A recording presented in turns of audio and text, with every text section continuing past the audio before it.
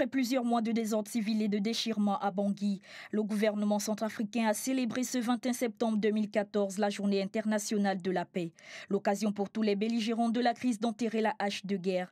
L'occasion surtout de mobiliser les Centrafricains et d'inviter à la restauration de la cohésion sociale prônée par le gouvernement. C'est une réaction de satisfaction. Voir aujourd'hui les Centrafricains se mobiliser pour la paix, pour la cohésion sociale, c'est des choses à soutenir et à apprécier. Les efforts consentis pour amener la paix dans ce pays ont été vantés. Des banderoles, des danseurs traditionnels, un mémorandum et bien d'autres éléments ont pu témoigner de l'implication de tous, mais surtout de la volonté affichée par les autorités et le peuple centrafricain à se retrouver. Et nous avons besoin de l'implication de tous les Centrafricains pour qu'il y ait cohésion sociale. Ce n'est pas une affaire du gouvernement seul, mais c'est une affaire de tous les Centrafricains qui sont épris de paix, qui veulent que la paix et la cohésion reviennent dans notre pays. La situation reste assez critique à Bangui et dans le reste du pays. La Séléka, les anti-Balaka et le gouvernement n'ont toujours pas trouvé un accord susceptible de ramener la paix.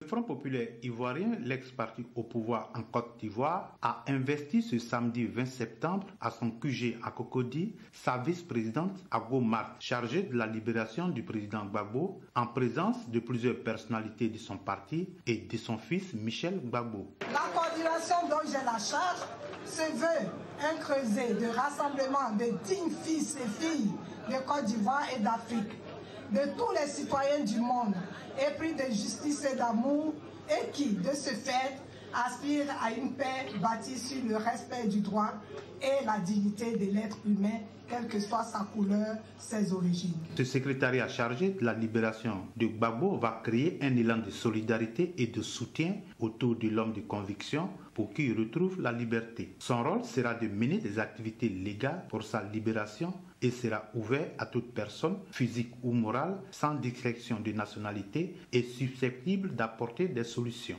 C'est ce rôle qu'a confié le président Afi N'Guessan à sa vice-présidente Ago Marthe tout en lui remettant une lettre de mission. Le combat s'impose naturellement au Front populaire ivoirien, le parti créé par Laurent Gbagbo.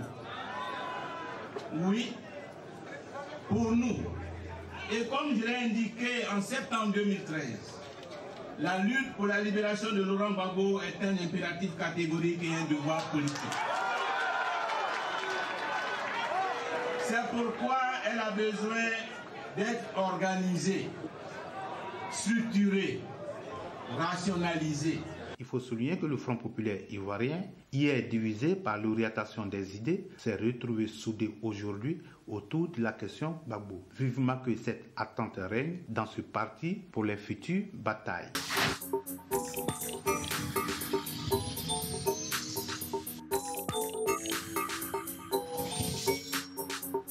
Fixé au départ pour le 13 octobre prochain par le ministre de l'Éducation nationale à cause de la menace du virus Ebola qui sévit depuis quelques semaines, la rentrée des classes est faite finalement lundi au Nigeria. Sur les 20 cas enregistrés à ce jour, 8 personnes ont succombé. Après 10 jours d'observation, aucun nouveau cas n'a été détecté. Le Nigeria pense donc avoir fait d'énormes progrès dans la lutte contre cette épidémie hémorragique. Le gouvernement a donc estimé que la reprise des cours pouvait avoir lieu. Pourtant, le syndicat nigérian des enseignants a appelé en début de semaine dernière au boycott de la réouverture des écoles au motif que les enseignants ne seraient pas suffisamment préparés à faire face à Ebola. Une grève inutile selon le président Goodluck Jonathan. Les risques de contamination ne sont pas totalement écartés avec le retour de vacances de plusieurs millions d'élèves. Bien que le Nigeria n'ait enregistré que 20 cas, la surveillance épidémiologique reste en place.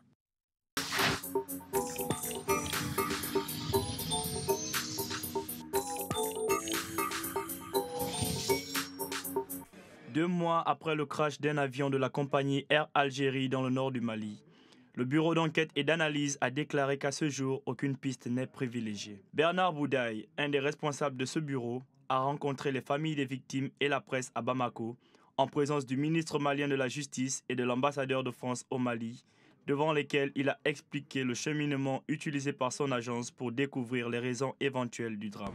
Nous avons besoin aujourd'hui, sans parler de pistes privilégiées, de connaître les performances de l'avion aux différentes altitudes, aux différentes masses, aux différentes températures. Le vol AH5017 de la compagnie Air Algérie devait rallier les villes de Ouagadougou et d'Alger le 24 juillet dernier. Il s'est écrasé une demi-heure après le décollage, causant la mort de 116 personnes. L'enregistreur des données du vol indique que le MD-83 a brutalement chuté après le ralentissement de ses moteurs. 3 enquêtes ont cependant été ouvertes au Mali, évidemment, au Burkina Faso et en France. Pour l'instant, les proches des victimes sont toujours en attente des résultats des investigations menées par les 3 pays.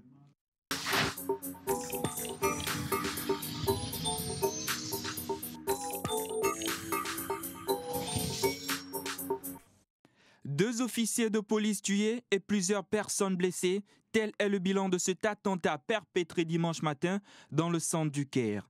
Cet attentat non revendiqué est aussi meurtrier que celui du 30 juin où 2 policiers avaient péri en tentant de désamorcer des bombes posées près du palais présidentiel. Très souvent derrière ces attaques, le groupe djihadiste Ansar Beit al-Maqdis.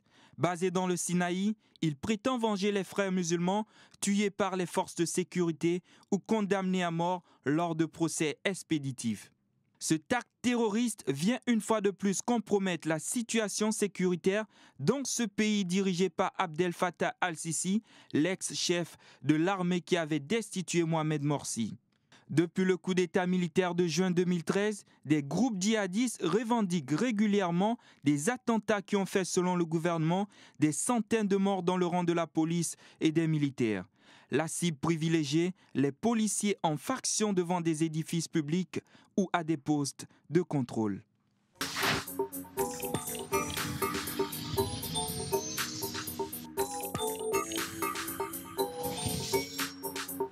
8 personnes de la communauté indigène guatémaltèque ont été assassinées samedi dernier à San Juan, Zacatepéquez, à 31 km de la ville de Guatemala, dans l'ouest du pays. Il s'agit des membres d'une communauté qui refuse de céder ses terres pour la construction d'une autoroute et d'une cimenterie de l'entreprise Cementos Progresso qui ambitionne de lancer ses activités en 2017. Selon le chef de cette communauté indigène, des hommes cagoulés et d'autres à visage découvert, notamment des employés de l'entreprise qui tentent de récupérer les terres, ont volontairement tiré sur les victimes. Ils ont par ailleurs incendié 5 véhicules et plusieurs maisons. 600 policiers ont été mobilisés par le ministère de l'Intérieur pour sécuriser le secteur, mais la tension n'est pas retombée pour autant. La résistance des peuples autochtones de San Juan a débuté dans les années 80 et s'est accentuée en 2013 avec l'installation à San Gabriel d'une usine de 720 millions de dollars. Les projets annexes nécessitent le déguerpissement des populations. Si certaines l'ont accepté, d'autres continuent de manifester leur désaccord avec l'industriel Cementos Progresso. Les résidents accusent surtout le cimentier de polluer les sources d'eau souterraines et de détruire l'environnement dont ils sont dépendants.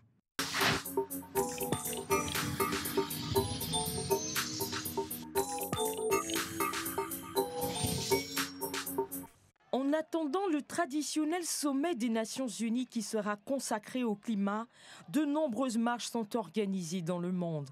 Objectif, pousser les responsables politiques à agir de manière ambitieuse contre le changement climatique et s'engager avant la conférence internationale de Paris fin 2015. La dernière en date a eu lieu à New York aux États-Unis. Parmi les nombreux manifestants, il fallait compter le secrétaire général de l'ONU Ban Ki-moon, l'ancien vice-président américain Al Gore, le maire de New York Bill de Blasio, le ministre français des Affaires étrangères Laurent Fabius et la ministre française de l'écologie Ségolène Royal. C'est important parce que ce qui est formidable, c'est de voir la mise en mouvement des citoyens, alors qu'avant les autres sommets climat, c'était entre les dirigeants. Et ça, là, s'il y a une poussée des opinions, parce que c'est chaque citoyen qui peut aussi protéger la planète, consommer moins d'énergie, produire moins de déchets, et moins exploiter les ressources naturelles, etc. C'est l'affaire de tous, l'avenir de la planète. Laurent Fabius, qui s'est réjoui de la mobilisation à cette manifestation, a indiqué qu'il s'agit là d'une démonstration de l'intérêt que les citoyens du monde portent au combat de la protection de l'environnement.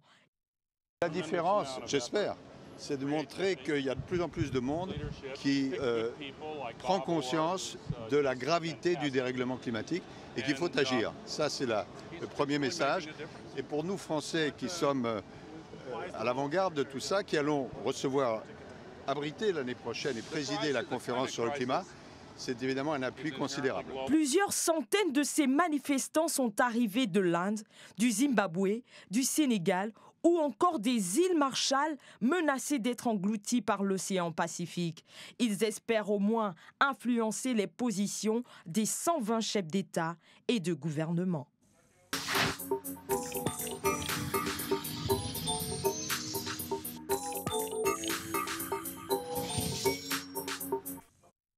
Alain Juppé, candidat à la présidence de l'UMP, a estimé ce dimanche que le match pour la présidentielle de 2017 est totalement lancé, avec le retour sur la scène politique de Nicolas Sarkozy. Le maire de Bordeaux compte aller jusqu'au bout de sa candidature aux primaires de son parti l'année prochaine. Il s'est exprimé après le passage sur le plateau de France 2 de l'ancien président de la République, son principal adversaire dans la course pour prendre la tête du parti. Nicolas Sarkozy a toutefois pris la peine d'encenser son ancien ministre des Affaires étrangères, qui de son côté entrevoit une bonne élection. J'ai été sensible aux paroles aimables qu'il a eues à mon égard. J'ai fait de même d'ailleurs hier à Angoulême, donc voilà, je pense que cette élection va bien se passer. Il y a 2 mois devant nous pour l'organiser dans les meilleures conditions et je souhaite bonne chance à tous les candidats. Le retour de Nicolas Sarkozy a relancé la course à la tête de l'UMP. Dans son adresse aux militants de ce parti, il a indiqué qu'il n'avait pas d'autre choix que de revenir sur la scène. Alain Juppé, qui aura 71 ans en 2017, s'est lui engagé à ne faire qu'un seul mandat s'il est élu à la présidence de la République dans 2 ans. L'ancien Premier ministre, soutenu par François Bayrou, leader du mouvement démocrate, a souligné que son adversaire est le pouvoir socialiste, mais que François Hollande n'a pas tout faux. Pour preuve, Juppé est favorable à la lutte contre le terrorisme dans laquelle s'est engagé le chef de l'État. Vous avez sans doute reconnu le timbre vocal d'Uriel Abaga. Restons en France et en plus bref, la direction d'Air France a suspendu jusqu'en décembre le projet de développement en Europe de sa filiale à Bakou Transavia, au cœur de la grève des pilotes qui cloue au sol depuis une semaine la majorité des vols de la compagnie. L'information a été relayée ce matin par plusieurs syndicats de transport aérien en France. L'annonce a été faite par Alexandre de Juniac, le PDG d'Air France KLM, qui a promis un schéma global de sortie de crise.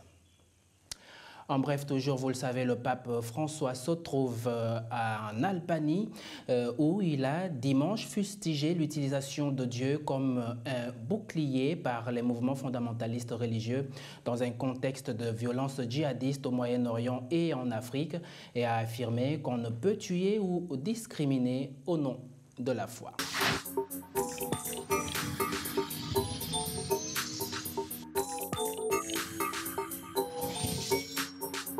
L'expérience date de plusieurs années. De jour comme de nuit, cette plantation de vignes est bercée par des compositions musicales pour vignes et vignerons dans le domaine sud-africain de Morganzone. Dans certaines fermes du pays, la méthode a été utilisée autrement, notamment pour améliorer la productivité des vaches laitières. Mais rien ne prouve que le raisin apprécie les notes du classique. Beaucoup de gens sont sceptiques, ils ne comprennent pas ce qu'on fait et pourquoi on le fait, surtout les voisins. Mais j'ai envie de dire que dans la vie, on ne suit pas tout le temps des méthodes scientifiquement prouvées. On fait certaines choses parce qu'on y croit. Aujourd'hui, ça fait partie de notre vie quotidienne. Il y a 5 ans, les propriétaires du domaine, des passionnés de musique classique, ont lancé l'expérience.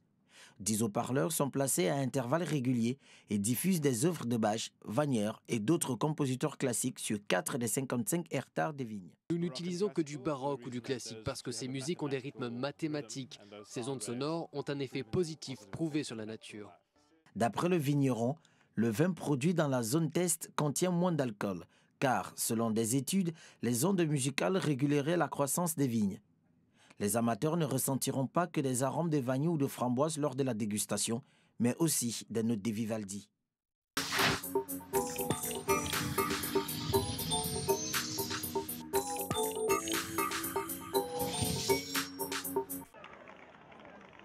Pour l'Afrique, l'organisation des championnats du monde d'athlétisme, l'un des événements sportifs les plus importants après la Coupe du monde de football et les Jeux olympiques, sera un challenge. L'idée fait son chemin et l'horizon 2021 est déjà envisagé.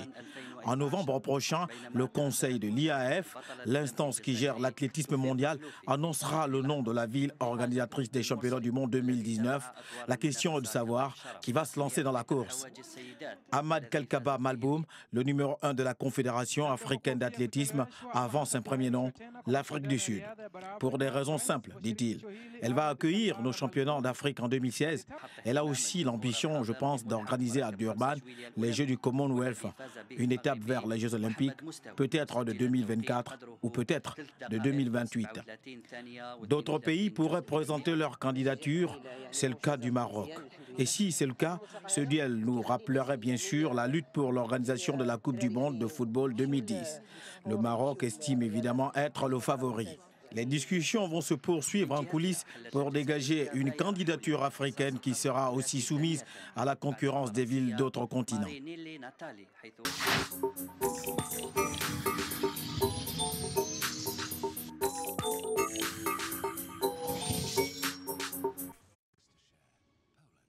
La Pologne a fait chavirer de bonheur tout un peuple en remportant son deuxième titre mondial de volleyball, monsieur, après sa victoire sur le Brésil 3-7-1 dimanche sur son sol à Katowice, 40 ans après le premier. En brisant la suprématie des Oriverdes qui les avaient battus en finale du championnat du monde il y a 8 ans à Tokyo, les Polonais ont fait vibrer leurs fans dans un pays où le volleyball est roi. La victoire de la Pologne a suscité une belle liesse car en plus de 12 000 spectateurs massés dans le Spodek Arena, une autre était à l'extérieur de la salle pour fêter la victoire devant un écran géant. Alors que la Pologne est en or, les Français quant à elles terminent le championnat au pied du podium en occupant la 4e place. Au lendemain de leur défaite en 5-7 face au triple champion du monde brésilien, les Bleus n'ont pas pu résister à l'Allemagne dans le match pour la 3e place. Battus en 3e manche 25-21, 26-24 et enfin 25-23, les hommes de Laurent Tilly n'égalent donc pas la performance de leurs aînés médaillés de bronze 2002.